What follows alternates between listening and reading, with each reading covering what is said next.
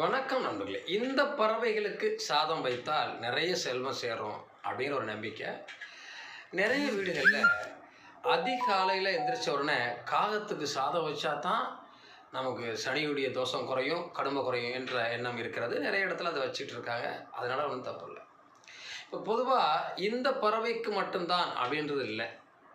எல்லா பறவைகளுக்குமே நாம் சாதம் வைப்பது, தண்ணி வைப்பது மிகப்பெரிய புண்ணியம். இப்போது காலைல எடுத்துக்கூடிய காகத்துக்கு எடுக்கணும் அப்படின்னு வைக்கிறோம் இல்லையா, அந்த காகம் மட்டும் சாப்பிட்டா மட்டும் பத்தாது. எல்லா பறவைகளுமே எடுக்கலாம், எல்லா பிராணிகளுமே சாப்பிடலாம்.